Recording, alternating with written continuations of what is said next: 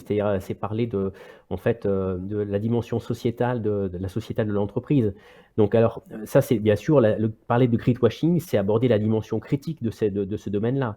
Ce qui est juste, c'est de constater aujourd'hui que la plupart des entreprises affirment une responsabilité sociétale. En parallèle avec leur engagement RSE, plus ou moins consistant, en parallèle aussi avec l'idée de marque employeur. Beaucoup d'organisations privées et publiques font face à des difficultés de recrutement, donc on va utiliser un autre levier qui est la marque employeur. Une marque employeur, son but, ça affiche des promesses sur un engagement sociétal, sur ce que va être l'emploi, sur éventuellement la raison d'être de l'entreprise. C'est très bien. Sauf que la promesse, il faut la tenir.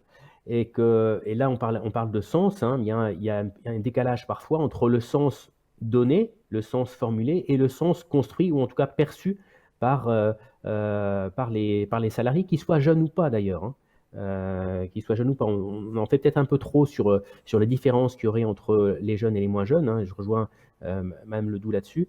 Mais donc, en tout cas, ce décalage, oui, ce décalage, ou en tout cas, la coïncidence entre le langage, la promesse, la marque employeur et le sens construit par les salariés est une préoccupation d'autant plus forte qu'on formule de manière péremptoire des valeurs.